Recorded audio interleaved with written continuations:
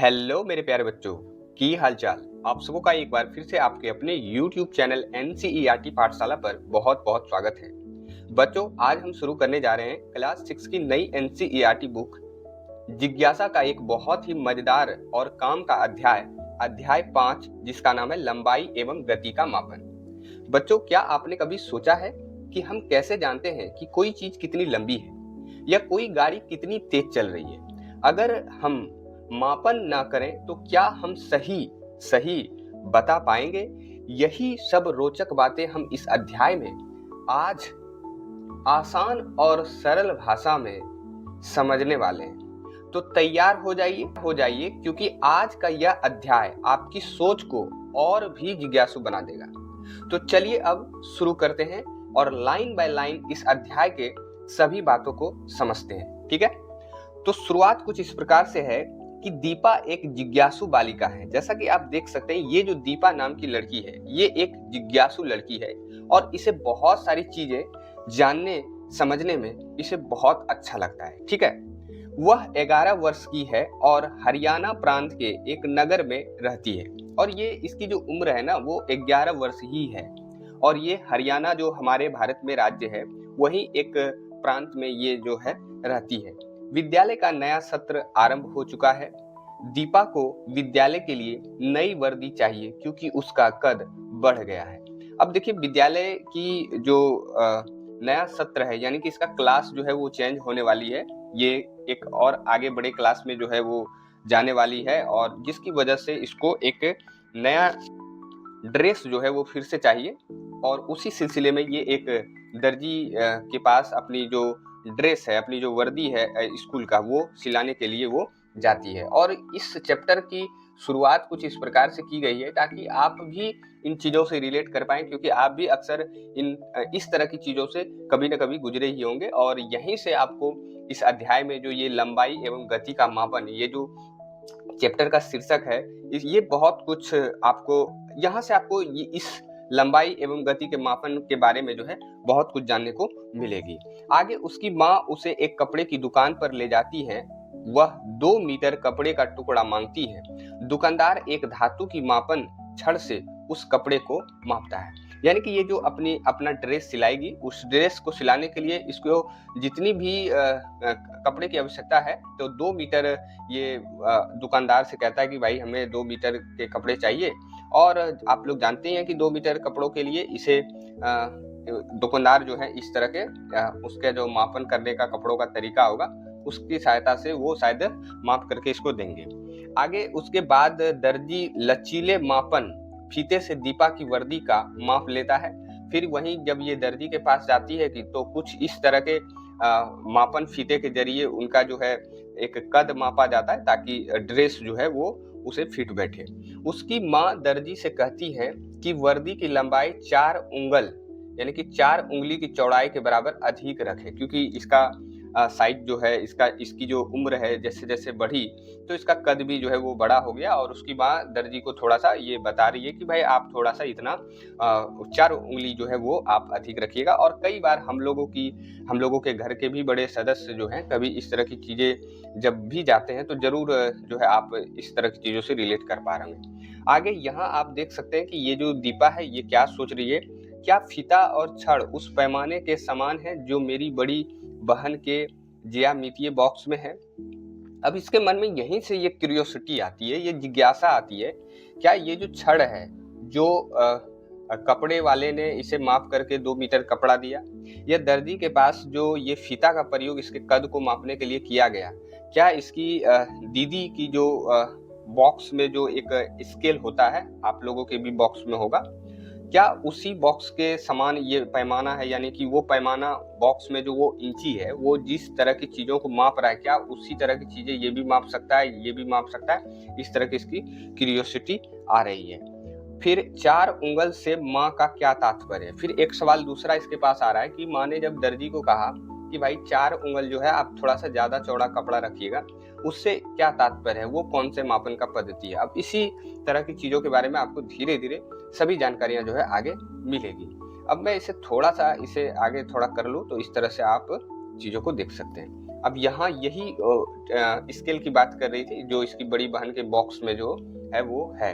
तो आप लोग इस स्केल को जरूर देखे होंगे और इस्तेमाल भी किए होंगे। दीपा अपने अनुभव विद्यालय के मित्रों अनीसा, हरदीप, पद्मा एवं तस्नीम के साथ साझा करती है और इससे उनके बीच चर्चा आरंभ हो जाती है। अब इस सिलसिले में ये जो चीजें दीपा ने देखा, चाहे वो कपड़े की दुकान के यहाँ हो, दर्जी की दुकान के यहाँ हो, या माँ को अपने एक 4 उंगल से रिलेटेड बात हो, ये सभी बातें जाकर के दीपा अपने स्कूल में जो इसके साथी हैं, इसके मित्र हैं, इसके साथ जो है ये साझा करती है, जैसा कि आप यहाँ देख भी सकते हैं। ये दीपा है, ये अपनी बातों को अनीस, हरदीप, पद्मा और तस्मीन इन चारों के समक्ष जो है अपनी बातें रखती है और फिर इस पे जो है काफी चर्चा जो है वो होने लगती है, जो कि सही बात भी है, क्योंकि यहीं से अलग अलग लोगों के मत, अलग अलग निष्कर्ष आएंगे, जिससे वो सारे चीज़ों का पर्दाफाश होगा कि वो अलग अलग तरह का जो पैमाने हैं वो क्या हैं और क्यों प्रयोग किए जाते हैं। उस तरह के सभी सवालों के जवाब जो है आपको धीरे धीरे इस अध्याय में मिलेंगे। ठीक है, लेकिन शुरुआत उसकी यहाँ से हो गई। हम कैसे मापते हैं, जैसा कि देख सकते हैं अगला टॉपिक हमारा यही है कि हम चीज़ों को कैसे मापते हैं। हरदीप कहता है, मैंने अपनी दादी माँ को अपने हाथ की लंबाई से कपड़ा मापते हुए देखा होगा। सच में, क्योंकि पुराने समय में हमारे यहाँ की भी दादी लोग जो है किसी भी चीज को मापने के लिए हमेशा हाथ का प्रयोग करते थे, जैसा कि हरदीप बता भी रहे हैं यहाँ। क्या आपने कभी किसी किसान को अपने खेत की क्यारियां बनाने के लिए खेत की लंबाई मापते हुए देखा है? जैसे वो फसलें जब लगाते हैं तो एक लाइन में सारी फसलों को लगाने के लिए वो हमेशा उसको क्यारियां बोलते हैं। तो यहाँ हम लोग उसको एक अलग अलग क्षेत्रों में अलग अलग नाम से भी इसको जाना जाता है। तो इस क्यारियों को बनाने के लिए वो अक्सर जो है अपने हाथ का इस्तेमाल करते थे खेतों को मापने के लिए। वह चलता जाता है और अपने कदमों की संख्या गिनता जाता है। मैं थोड़ा सा इसे सामने कर लूं ताकि आपको सारी चीजें जो है वो समझ में आए। अब यहाँ से बातें शुरू हो रही है कि खेत की लंबाई मापते हुए देखा है, वह चलता जाता है और अपने कदमों की संख्या गिनता जाता है। पद्मा कहती है, ये पद्मा बताती है एक किसान के बारे में। ठीक है, वैसे यहाँ हरदीप ने दादी के बारे में बताया, फिर पद्मा जो है किसान के बारे में बता रहा है। अरे कदम ही नहीं, कभी कभी वे पैमाने के लिए अपने पैर के पंजे की लंबाई का भी उपयोग करते हैं, अनीसा ने कहा। अब अनीसा एक अपना जो है राय वो रख रही है और जरूर इस तरह की चीजें आपने आसपास आप जरूर देखते होंगे लोगों को लंबाई को मापने के लिए। दीपा उत्साह से कहती है, शरीर के अंगों का उपयोग कर लंबाई मापना बहुत रोचक होगा। आओ हम भी शरीर के अंगों का उपयोग करके कुछ मापते हैं। अब यहाँ से एक दीपा को ये उत्साह आएगा, क्योंकि ये दीपा थोड़ी सी अलग लड़की है, थोड़ी जिज्ञासु लड़की है, और ये सब बातें जब वो सुनती है तो उसे ये लगता है कि क्यों ना हम लोग भी जो है अपने शरीर के अंगों से लंबाई को मापें, और ये काफी रोचक रहेगा, यानी कि रोमांच, यानी कि बहुत अच्छा रहेगा। तो अब देखिए क्या होता है, हमें क्या मापना चाहिए। अच्छा, आओ हम अपने कक्ष में रखे मेज की लंबाई मापते हैं। अब वो लोग जब विचार करने लगे कि भाई कोई चीज मापेंगे, क्या मापे नहीं मापे, तो स्कूल में था, सोचा चलो बेंच को ही माप लेते हैं, मेज जो था। तस्नीम कहती है, पद्मा बात आगे बढ़ाते हुए कहती है, और इसको मापने के लिए हम शरीर के किस अंग का उपयोग करेंगे। अब ये तस्मीन कह देती है कि चलो मेज मापते हैं। फिर पद्मा बात आगे बढ़ाते हुए कहती है कि ठीक है, मेज को मापना है, बेंच को मापना है, लेकिन हम शरीर के किस अंगों का माप करें, क्योंकि शरीर के अंगों के पैरों को भी तो मापन में प्रयोग किया जाता है, हाथ को की कलाइयों को भी मापने में प्रयोग किया जाता है, उंगली से भी चीजों को मापते हैं। अब देखिए आगे ये लोग किस तरह की चीजों से मापते हैं। आगे दीपा कहती है, हम हाथ के पंजे की चौड़ाई का उपयोग करते हैं। इस तरह से आप देख सकते हैं चित्र में, यानी कि गांव सब में इसको बित्ता भी बोला जाता है, कि बित्ते से मापते हैं कि कितने बित्ते हैं। मैं दिखाती हूँ कि यह कैसे किया जाता है। मैंने अपनी माँ को इसका उपयोग करते हुए देखा है। वह इसे बालिस्ट यानी कि हैंड स्पेन कहती है, यानी कि वही बालिस्ट। देखिए हम लोग के इधर इसको बित्ता बोलते हैं और यहाँ हिंदी में इसको बालिस्ट बोलते हैं, अंग्रेजी में इसको ये बोला जाता है। ठीक है, तो हरदीप ने कहा, अच्छा आओ हम अपने माप को अंकित भी करते हैं। अब जब बालिस्ट के द्वारा इस तरह की चीजों को मापने लगा तो हरदीप कहता है कि चलो हम इस तरह की चीजों को अंकित भी करते हैं, यानी कि ये नोट करते हैं कि किसका कितना बालिस्ट होता है इस मेज को जब मापा जाता है।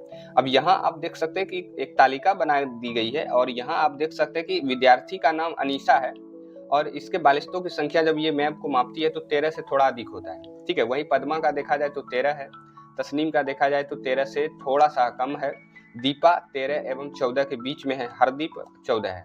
अब यहाँ से देखिए ये चीजें करने का पीछे मकसद ये है कि देख सकते हैं कि आप जब बालिस्ट के जरिए चीजों को मापा जाता है तो लंबाई जो है उसका अलग अलग है सबका, क्योंकि हाथ भगवान ने सबके एक जैसे तो बनाए नहीं है, किसी के बड़े किसी के छोटे इस तरह से बनाए, यानी कि ये पैमाना बिल्कुल सही नहीं होगा किसी भी चीज को सही माप करने के लिए। ये भले ही ग्रामीण परिवेश में लोगों के द्वारा अपने तरीके से माप करके चीजों को मापा जाता हो और उपयोग किया जाता हो, लेकिन ये टेक्निकल यानी कि सही तरीका नहीं है। और यही बच्चों को अब हमारी जो जिज्ञासा नई बुक है वो बताने की कोशिश कर रही है। और यहाँ से बच्चे खुद सोचे कि हाँ भाई, हमने जब अपने बालिश से चीजों को मापने के लिए मापा तो देखे कि हमारी सबकी लंबाई जो है वो अलग अलग है, एक जैसी है नहीं, और ये सही बात तो है नहीं। अब देखते हैं आगे क्या होता है। ठीक है, पद्मा कहती है, अरे मेज की लंबाई के मापन में हम सभी के बालिस्तों की संख्या तो भिन्न भिन्न प्राप्त हुई है। अब देखिए यहीं से सवाल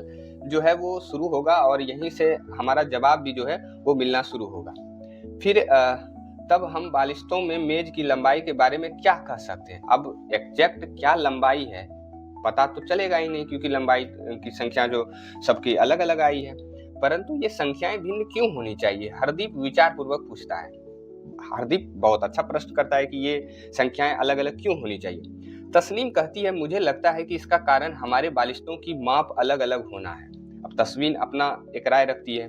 अनीस ने सुझाया, आओ इसकी जांच करते हैं। अब उन पांचों ने अपने अपने बालिस्ट एक दूसरे के साथ रखे और इस निष्कर्ष पर पहुंचे कि उनके बालिस्तों की लंबाई भिन्न भिन्न है। जैसा कि मैंने आपको बताया कि भगवान ने सबके हाथ तो एक जैसे बनाए नहीं है, किसी के बड़े किसी के छोटे इस तरह से होते हैं उम्र के हिसाब से। ठीक है, दीपा विचार पूर्वक कहती है, संभवतः यही कारण है कि लोग किसी वस्तु की लंबाई मापने के लिए पैमाने या मापन फीते का उपयोग करते हैं। अब यहाँ ये जो जवाब आ रहा है दीपा के द्वारा जो विचार करके लाई जा रही है, ये विचार दीपा का बहुत बेहतरीन और बहुत अच्छी है। और यहाँ से एक बात पता चलती है कि हम लोग लंबाई को मापने के लिए किसी भी लंबाई को मापने के लिए हम लोग मापने के लिए पैमाने या मापन फीते का प्रयोग करते हैं। और ये क्यों करते हैं, ताकि एग्जैक्ट लंबाई आ पाए। तो आपका आंसर इस टॉपिक का यहाँ मिल गया, तो पैमाने या मापन फीते का उपयोग करते हैं। ठीक है, जब दीपा और उसके साथी अपने अपने बालिश्त की लंबाई से मेज की लंबाई की तुलना करते हैं, तब मेज की लंबाई को बालिस्तों की संख्या के रूप में व्यक्त करते हैं। अब यहाँ जब सभी ने अपने बीते के द्वारा यानी कि हाथ की लंबाई से मेज की लंबाई को जब तुलना करते हैं, जब मापते हैं, तो उन्होंने सबने अपने बालिस्तों की संख्या के रूप में भी व्यक्त करते हैं। यहाँ मापन के लिए उपयोग में लाया गया बालिस्त एक मात्रक यूनिट का उदाहरण है। जिस तरह से वहाँ बीते के जरिए एक बीता, दो बीता यानी एक बालिश, दो बालिश इस तरह के संख्या को लाया जाता था, तो यहाँ जो है बालिस्त एक मात्रक यूनिट का उदाहरण है। ठीक है, बालिस्त हुआ। अब फिर अतः लंबाई दो भागों में व्यक्त की जाती है, संख्या और मात्रक। उदाहरण के लिए यदि मेज की लंबाई 13 बालिस्त के समान है तो 13 संख्या है और बालिस्त मापन के लिए चुना गया मात्रक है। अब आप समझ रहे होंगे कि किसी भी लंबाई चौड़ाई को आपको मापना हो तो एक तो मापन का जो पैमाना हो सकता है यानी मापन हो सकता है, और दूसरी क्या हो सकती है, संख्या। आप इसको बालिस्त के जरिए भी समझ सकते हैं। तो बालिस्त एक मापन का तरीका हो गया और संख्या जो है ये जो 13 आपका हुआ ये आपका संख्या हो गया कि कितना बालिस्त आया। ठीक है, अब यहाँ से हम चीजों को और थोड़ा सा सामने करके आगे आपको बताने की कोशिश करते हैं। तथापि बालिस्त और उसके समान अन्य मात्रक जैसे हाथ, पैर, मुट्ठी या उंगली की लंबाई भिन्न भिन्न व्यक्तियों की भिन्न भिन्न हो सकती है, बिल्कुल हो सकती है।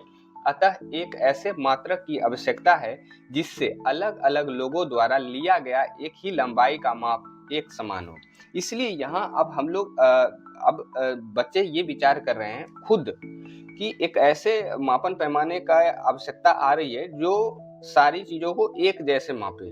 चाहे वो दीपा मापे, उसका भी मापन एक जैसा आना चाहिए, चाहे वो हरदीप मापे या चाहे वो कोई और मापे, सब में जो लंबाई की मापन की लंबाई होनी चाहिए वो समान होनी चाहिए। तो इस तरह के मापनों का ये लोग ये कर रहे हैं। अब यहाँ से ये तो आपने इस टॉपिक के अंदर ये बातें जान ली कि भाई किसी भी चीज को यानी कि हम कैसे मापते हैं, तो उसके लिए सबसे पहले मापन का पैमाना होना चाहिए और उसको हम लोग मात्रक बोल देते हैं और उसमें एक संख्या भी आती है। ठीक है, उसके बाद अब हम लोग यहाँ से ये जानने की कोशिश करेंगे कि मानक मात्रक।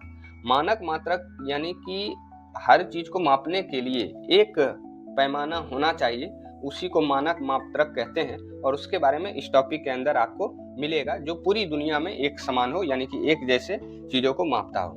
जैसे संसार के विभिन्न भागों में समय के साथ विभिन्न मात्रक प्रणालियां विकसित हुई। बिल्कुल सही बात है, संसार में अलग अलग जगहों पे समयानुसार जो है अलग अलग तरह के पैमाने प्राचीन काल से ही मापने के लिए प्रयोग करते आ रहे हैं लोग। तथापि जब लोगों ने एक स्थान से दूसरे स्थान की यात्रा करना आरंभ किया, तब इससे बहुत भ्रम उत्पन्न हुआ, और इसी वजह से अलग अलग पैमाने की वजह से काफी भ्रम भी उत्पन्न हुआ। लोगों को एग्जैक्ट चीजें पता नहीं चलती थी। इसका परिणाम यह हुआ कि संसार के विभिन्न देश एक साथ आए तथा मापन के मानक मात्रकों के विषय में एक मत होने लगे और उन्हें अपनाने लगे।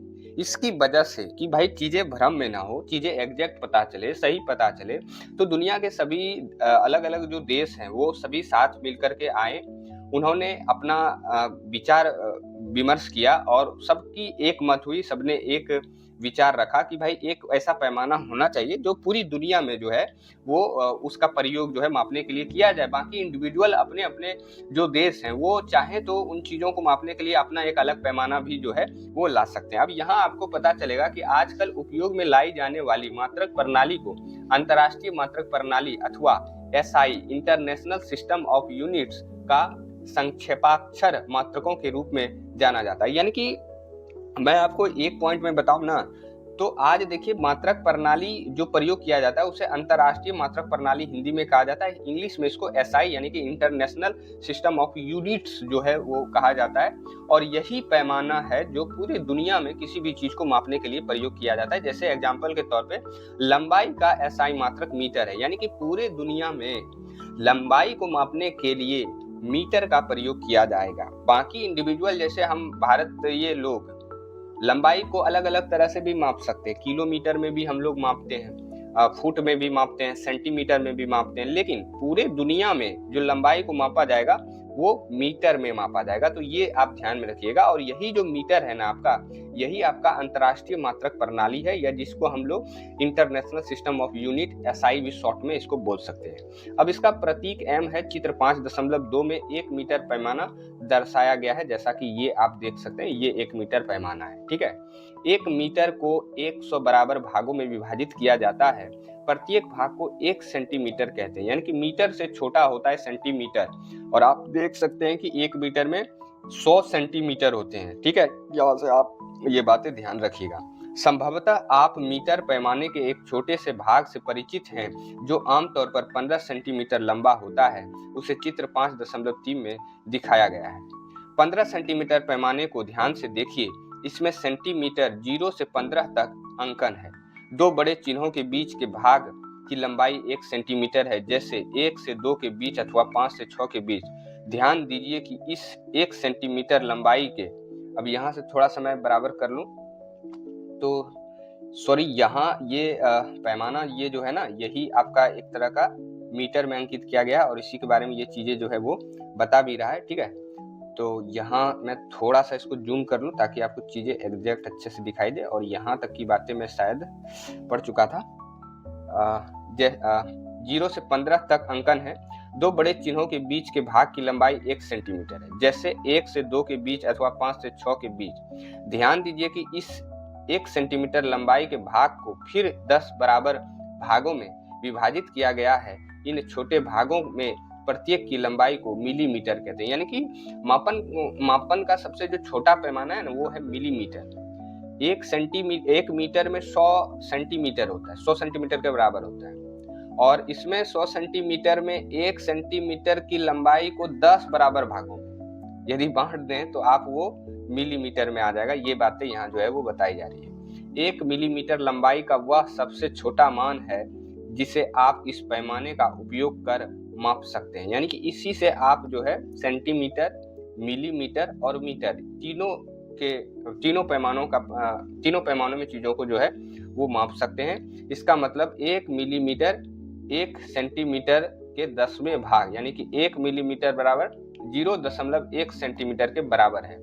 तो आप ध्यान में रखिएगा कि 1 मीटर 100 सेंटीमीटर के बराबर है और 1 मिलीमीटर जो है वो 0.1 सेंटीमीटर के बराबर है। ये इंपॉर्टेंट है। अब यहाँ आप देख सकते हैं, ये प्रश्न है, ये आप खुद से पढ़ें कि क्या बड़ी लंबाइयों जैसे कि दो शहरों के बीच रेल की पटरियों की लंबाई अथवा छोटी लंबाई जैसे कि किसी पुस्तक के पृष्ठ की मोटाई मापने के लिए मीटर का मात्रक के रूप में उपयोग सुविधाजनक रहेगा तो नहीं, लेकिन आप सोचिए अब इसको क्या करना है। अब यहाँ से कुछ और बातें आपको पता चलेगी। यहाँ आप देख सकते हैं, ये थोड़ा सा मैं इसको आधा करके ही चीज़ों को बताऊं तो ज़्यादा बेहतर रहेगा। अब यहाँ आप देख सकते हैं, ये आपका 15 सेंटीमीटर लंबाई का पैमाना है, जिसका प्रयोग आप जरूर करते होंगे जब आप बॉक्स खरीदते होंगे ना, कंपास, उसमें आपको ये जरूर मिलता होगा। बड़ी लंबाई मापने के लिए हम बड़े मात्रक किलोमीटर का उपयोग करते हैं। अब हमको यदि बड़ी लंबाई मापनी हो, किलोमीटर, इसलिए आप सड़कों पे चीज़ों को कितनी दूर है कोई चीज़, आप कभी मीटर या मिलीमीटर या सेंटीमीटर में नहीं देखते होंगे। जब भी देखते हो तो किलोमीटर की फलाना दूरी इतने किलोमीटर है, ठीक है, जो 1000 मीटर के बराबर होता है। यानी कि 1 किलोमीटर जो है 1000 मीटर के बराबर होता है। और छोटी लंबाई मापने के लिए हम छोटे मात्रक का उपयोग करते हैं, जैसे सेंटीमीटर या मिलीमीटर। अब आपको ये बातें समझ में आ गई कि छोटी लंबाई को मापने हो, एकदम छोटी, तो उसके लिए हम मिलीमीटर, फिर उससे थोड़ा सा बड़ा हो तो सेंटीमीटर, बाकी मीटर तो अंतर्राष्ट्रीय पैमाना हो गया, और किलोमीटर बड़ी लंबाई को मापने के लिए। और 1 किलोमीटर बराबर 1000 मीटर, 1 मीटर बराबर 100 सेंटीमीटर, और 1 सेंटीमीटर बराबर 10 मिलीमीटर होता है। ये बातें आप जरूर ध्यान में रखिएगा। आपने कुछ पैमानों में एक अन्य प्रकार का अंकन भी देखा होगा। इन पैमानों में यह अंकन इंच में है। अब देखिए, आपने बहुत सारे पैमानों को अलग तरीके से भी देखा होगा, और जहां 1 इंच बराबर 2.54 सेंटीमीटर होता है। ये बातें आप ध्यान में रखिएगा। पहले के दिनों में लंबाई मापने के लिए इंच, फुट जैसे मात्रकों का उपयोग होता था। इनका उपयोग अभी भी कुछ लोग करते हैं। यानी कि पहले के समय में लंबाई को मापने के लिए फुट और इंच में जो है लोग प्रयोग करते थे, और आज भी कई इलाकों में कई सारे लोग जो है इस तरह के पैमाने का उपयोग करते हैं। बस आपको ध्यान में रखना है कि 1 इंच बराबर 2.54 सेंटीमीटर होता है। ये आप देख सकते हैं, ये फुट और इंच में ये स्केल है, ठीक है। अब यहाँ से बातें आप शायद समझ पा रहे होंगे धीरे धीरे कि चीज़ों को कैसे मापा जाता है, चीज़ों को मापने के लिए पूरे दुनिया में कौन सा पैमाना है। लेकिन यहाँ एक तरह के सवाल जो है डिस्कस हो रहे हैं कि ये शायद हरदीप है, मान लीजिए कि हम सभी फिर से मेज की लंबाई मापते हैं, किंतु इस बार हम मीटर पैमाने का उपयोग करेंगे, क्या हमारे परिणाम अब भी भिन्न भिन्न होंगे? बिल्कुल नहीं होंगे, क्योंकि मीटर एक एग्जैक्ट और सही पैमाना है। तो इसमें दीपा मापे या हरदीप मापे या कोई और मापे, हम मापे या आप मापे, बेंच का लंबाई एकदम सबका सेम आया है। हाथ से मापा जा रहा था तो हाथ तो सबके अलग अलग थे। और ये बहुत अच्छा और बेहतरीन सवाल है, मतलब विचार है। फिर हरदीप ये दीपा बोलती है, नहीं, लेकिन हमें सबसे पहले लंबाई मापने के लिए पैमाने को उपयोग करने की सही विधि सीखनी चाहिए। हाँ, ये बातें बिल्कुल दीपा ने सही कही कि हमें लंबाई को मापने के लिए सबसे पहले हमें उसके तरीकों को जानना चाहिए। हाँ, ये थोड़ा सा फतेह और विचारणीय सवाल है, जो कि सही है। अब देखते हैं आगे क्या होता है। अब यहाँ आप देख सकते हैं लंबाई मापने की सही विधि, यानी कि किस प्रकार से आप सही तरीके से लंबाई को मापते हैं, क्योंकि दीपा ने ये सवाल किया था। अब किसी वस्तु की लंबाई मापने के लिए हमें एक उपयुक्त पैमाने की आवश्यकता होती है। उदाहरण के लिए, यदि आपको अपनी पेंसिल की लंबाई मापनी हो तो आप 15 सेंटीमीटर पैमाने का उपयोग कर सकते हैं। इसी प्रकार किसी कक्ष की ऊंचाई मापने के लिए मीटर पैमाने या मापन फीते की आवश्यकता पड़ सकती है। अब बता रहे हैं कि लंबाई मापनी हो, ऊंचाई मापनी हो, तो आप किस तरह के पैमानों का प्रयोग कर सकते हैं। किसी वृक्ष के तने की मोटाई अथवा अपनी छाती के आकार के माप के लिए आप सीधे तौर पर मीटर पैमाने का उपयोग नहीं कर सकते। ऐसे मापों के लिए दर्जी के फीते जैसा लचीला मापन फीता अधिक उपयुक्त होता है। हाँ, ये बिल्कुल सही कह रही है दीपा। लंबाई का मापन करते समय हमें कुछ सावधानियां बरतने की आवश्यकता होती है। इसके साथ साथ आपको कुछ ध्यान भी चीज़ों को रखना पड़ेगा। अब क्या ध्यान रखना पड़ेगा, उस बातों को जो है यहाँ जो है वो बताने की कोशिश की गई है। इसे मैं एक बार में आपको चीज़ें जो है समझाने की कोशिश करता हूँ। जैसे पहले यहाँ ये कहा जा रहा है कि पैमाने को रखने की सही विधि क्या है। तो आप देख सकते हैं, इसे आप ना ही भी पढ़ें तो आप देख सकते हैं, ये पैमानों को सही रखने का तरीका है। आप एक सीध में चीज़ों को रखें, ये गलत तरीका है। इसे टेढ़ा करके आप कभी भी चीज़ों को ना मापें। तो ये आप समझ गए होंगे। पैमाने को पढ़ते समय आँख की सही स्थिति क्या है। अब आँख की सही स्थिति बताई जा रही है। तो आप जब भी मान लीजिए कि मुझे पेंसिल का पैमाना मापना हो, तो ये पेंसिल है और ये हमारा मापने का पैमाना है। अब आपको एग्जैक्ट इस टिप पे जो है ध्यान देना पड़ेगा, ये सही है, ठीक है। नज़र आपका ये ख वाले पे होना चाहिए, ना कि आप नज़र इधर रखें या इधर रखें। तो यहाँ आप ये जो टिप यहाँ आया, ये एग्जैक्ट है कि भाई यहाँ से यहाँ तक, 0 से यहाँ तक की लंबाई है, ठीक है। उसी बात को यहाँ जो है वो कही भी गई है, ठीक है। आप शायद समझ पा रहे हैं। अब आगे आपको कुछ और बातें जो है ये बताने की कोशिश की गई है। अब इन बातों में क्या बातें हैं जरा ध्यान से देखिएगा। यदि पैमाने के सिरे टूटे हो तो लंबाई का मापन कैसे करें। कई बार होता है ना कि भाई थोड़ा सा स्केल हमारा टूट गया है, तो क्या हम नए स्केल पे जरिए ही माप सकते हैं? क्या उस इस स्केल का फिर से इस्तेमाल हम नहीं कर सकते? कर सकते हैं, उसका एक तरीका है, वही तरीकों के बारे में यहाँ बताएगा। यदि किसी पैमाने के सिरे टूटे हैं या शून्यांक स्पष्ट नहीं है, तब भी इसका उपयोग मापन के लिए किया जा सकता है। कैसे? ऐसे पैमाने के लिए किसी अन्य पूर्णांक जैसे 1.0 सेंटीमीटर, चित्र 5.6 का उपयोग कर सकते हैं, जैसा कि चित्र दिखाया है। इसके उपरांत आपको दूसरे सिरे के पाठ्यांक से इस पूर्णांक के पाठ्यांक को घटाना चाहिए। उदाहरण के लिए चित्र 5.6 में एक सिरे का पाठ्यांक 1.0 सेंटीमीटर तथा दूसरे सिरे का पाठ्यांक 10.4 सेंटीमीटर है। अतः वस्तु की लंबाई 10.4 सेंटीमीटर माइनस 1.0 सेंटीमीटर बराबर 9.4 सेंटीमीटर, ये सही होगा। तो इस तरह से भी आप चीजों को माप सकते हैं, जैसा कि यहाँ आपको दिखाया भी गया है। ये टूटे किनारे वाले पैमानों को रखने का सही तरीका, इस तरह से आप रख सकते हैं। अब यहाँ एक बहुत ही इंफॉर्मेटिव और बढ़िया जानकारी जो है आपको दी गई है कि भाई दृष्टिबाधित विद्यार्थी लंबाई मापन कैसे करते हैं। वे उभरे अंकन बिंदु वाले पैमाने का उपयोग करते हैं जिन्हें स्पर्श से महसूस किया जा सकता है। इस तरह से देख सकते हैं, इसमें थोड़ा थोड़ा जो है नुकीले टाइप का उभरा हुआ होता है, जिससे वो छू करके उसको रगड़ाहट या उसको थोड़ा सा छूने पे महसूस होता है कि भाई इतना ये ऐसे है। ठीक है, अब आगे एक क्रियाकलाप है। इस क्रियाकलाप को मैं एग्जैक्ट सामने ले लूँ। अब ये क्या कहना चाह रहे हैं? क्रियाकलाप वैसे 5.1 है, आइए मापन करें। अच्छा, ये लंबाई मापने के लिए करेगा। लंबाई मापने के लिए अपने आसपास की कुछ वस्तुएं लीजिए, जैसे कंघा, पेन, पेंसिल और एक रबड़, क्योंकि आपको ये बता ही दिया कि लंबाई आप कैसे माप सकते हैं, किस तरह के पैमानों का उपयोग कर सकते हैं और क्या सही तरीका है किसी भी चीज को मापने का, आप कहाँ कौन सी चीजें रखें।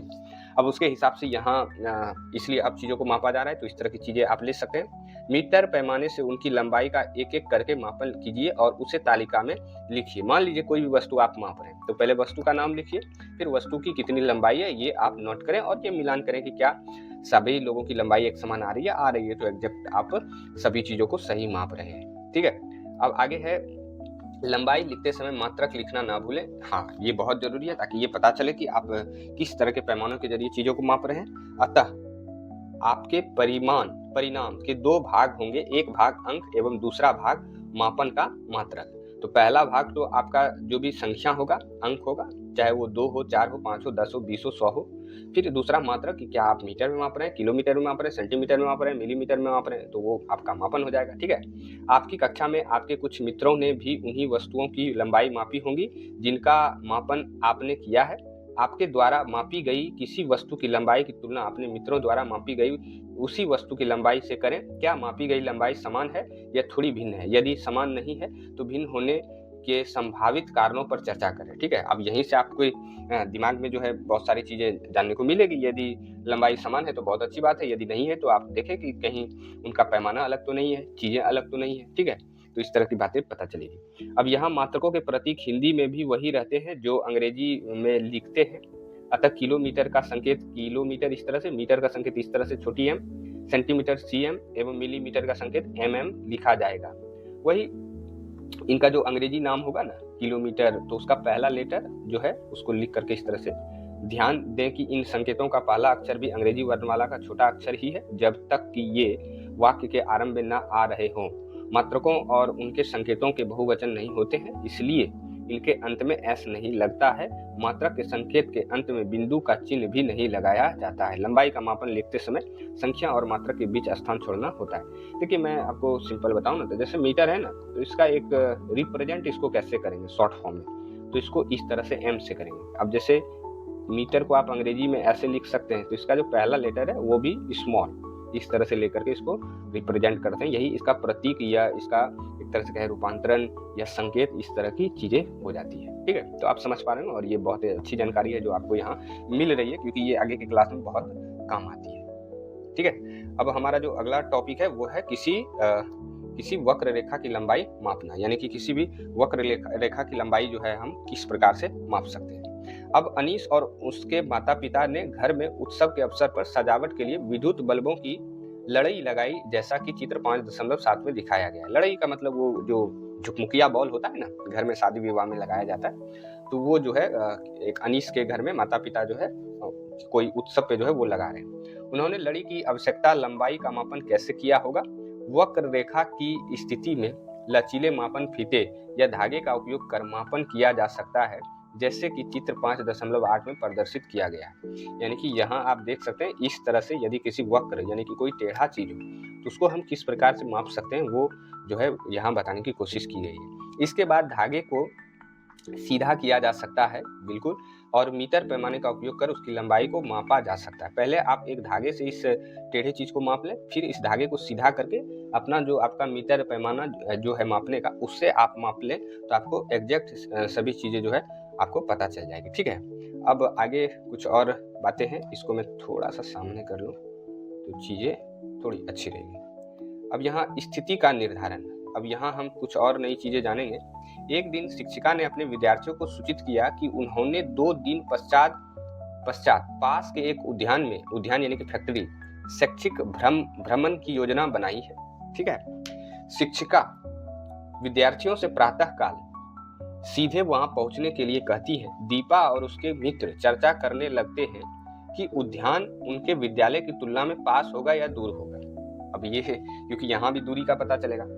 तस्नीम और पद्मा कहती हैं कि उद्यान पास में होगा। दीपा और अनीस को लगता है कि विद्यालय पास में होगा। हरदीप सोचता है कि दोनों लगभग बराबर दूरी पर हैं। अब सबके अलग अलग तरह के सवाल हैं। कोई कह रहे हैं कि विद्यालय पास में होगा, कोई कह रहे हैं दूर होगा, कोई कह रहे हैं बराबर होगा। अब ये रहा बस स्टैंड, ये रहा विद्यालय, ये रहा दीपा का घर, ये रहा अनीस का घर, ये रहा हरदीप का घर, ये रहा तस्मीन का घर, और ये रहा पद्मा का घर, और ये रहा उद्यान। यानी कि एक तरह से, अरे उद्यान, सॉरी मैंने आपको पीछे फैक्ट्री बोल दिया। उद्यान का मतलब पार्क, जहाँ बहुत सारे जानवर वगैरह रहते, चिड़ियाघर आप समझ सकते हैं। दीपा एवं उसके मित्रों के घरों, बस स्टैंड, विद्यालय और उद्यान की स्थिति इस तरह से दिखाई गई है। अब यहाँ से आप डिसाइड कर सकते हैं। वैसे तो यहाँ से पद्मा के घर से ये उद्यान नजदीक है, बाकी इसके घर से थोड़ा दूर, फिर इसके घर से, इसके घर से, विद्यालय के घर से तो और दूर है, ये बस स्टैंड से तो और दूर है। अब आगे आपको कुछ बातें और पता चलेगी, क्या चलेगी, तो यहाँ जरा सा गौर करने वाली बात है। ठीक है, तो इसको, इस पेज को थोड़ा सा पूरा मैं सामने कर दूं ताकि आपको चीजें, हाँ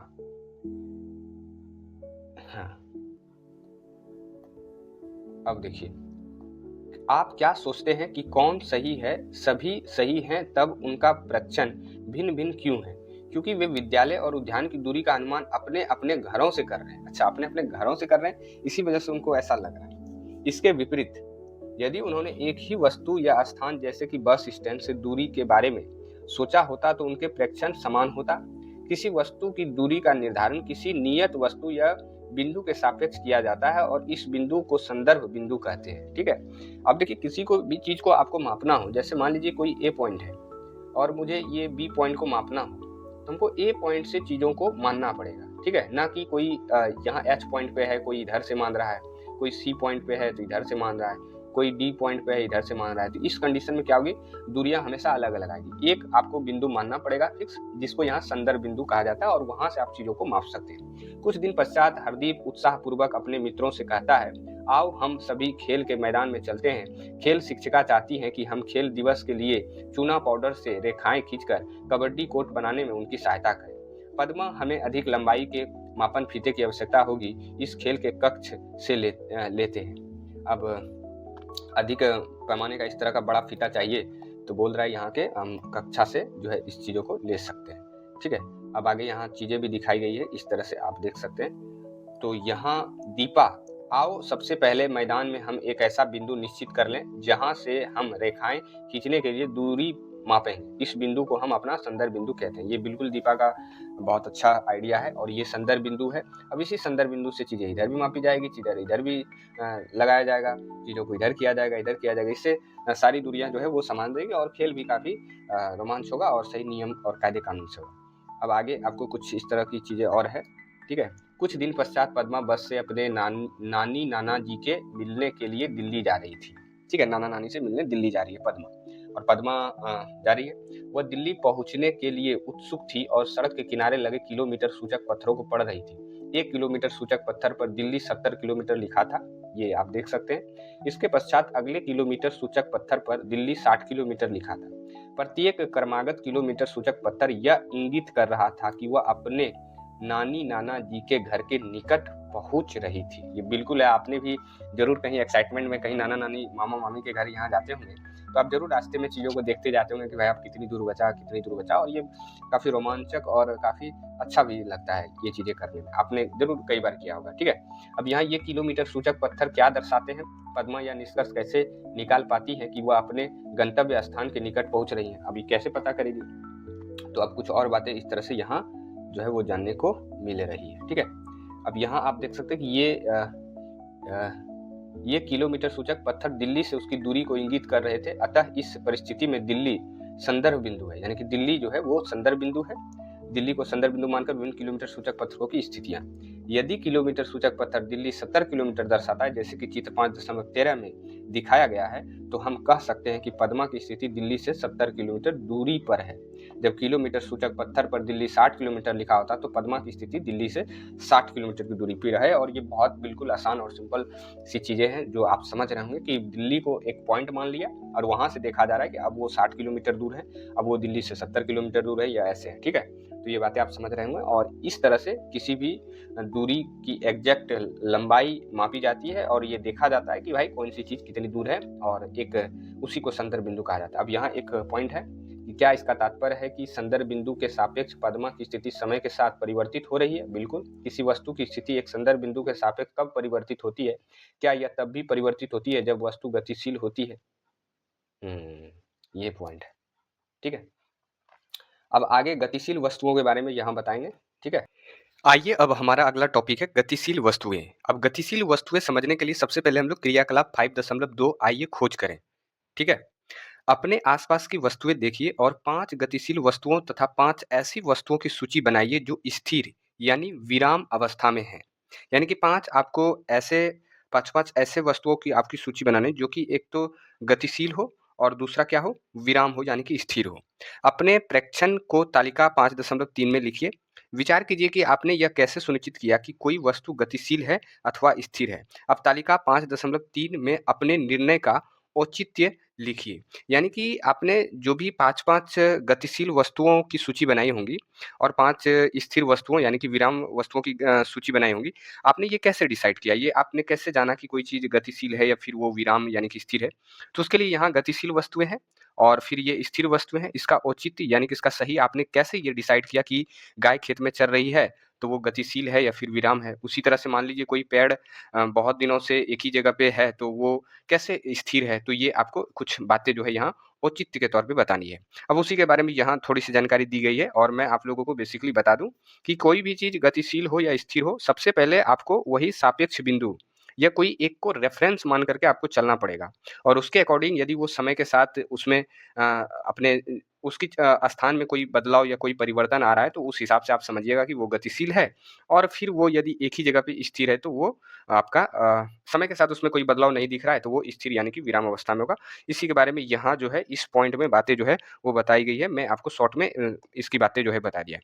यानी कि ये संदर्भ बिंदु का होना बहुत ज़रूरी है। इसी के अकॉर्डिंग आप किसी चीज़ में ये डिसाइड कर पाएँगे कि कोई चीज़ गतिशील है या फिर स्थिर है, ठीक है? अब चलिए वहीं मैं आगे धीरे-धीरे बढ़ता हूँ और अगला जो हमारा टॉपिक है वो है गति के प्रकार, ठीक है? तो अब हम लोग गति के प्रकार के बारे में जानेंगे कि आखिर कितने तरह के गति जो है वो हो सकते हैं। तो क्रियाकलाप 5.3 आइए खोज करें। तो ठीक है, खोज करते हैं। एक रबड़ लीजिए और निश्चित ऊँचाई से उसे छोड़िए।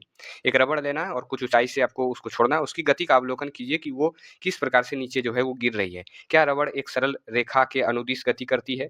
जब एक संतरा पेड़ से गिरता है, तो क्या वह सरल रेखा में गति करता है? बिल्कुल करता है। क्या आपने गणतंत्र दिवस परेड देखी है? परेड के समय विद्यार्थियों द्वारा प्रस्तुत मार्च पास्ट का स्मरण कीजिए। क्या वे एक सरल रेखा में चलते हैं? बिल्कुल चलते हैं। जब एक भारी बॉक्स धकेला जाता है तो वह भी सीधी रेखा के अनुदिश गति कर सकता है।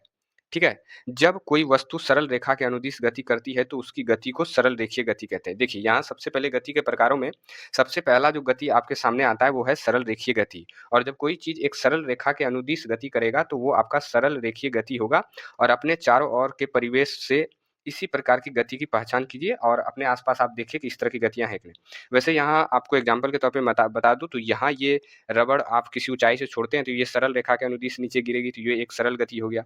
ये भी आपका एक सरल रेखीय गति क्योंकि एक सीधी रेखा के अनुदिश चीज़ों को धकेला जा रहा है। फिर यहाँ संतरे से ये जो संतरा पेड़ से गिर रहा है, ये भी आपका सरल रेखीय गति है और ये जो पेड़ है, ये सभी जो है सरल रेखीय गति के उदाहरण हैं। तो आप ये समझ पा रहे होंगे कि सरल रेखीय गति क्या होता है।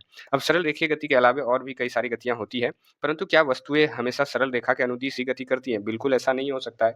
कई बार चीज़ें कहीं और भी गति कर सकती है। आपने झूलों और घूमने वाले हैंडलों पर झूलने का आनंद लिया होगा, ठीक है?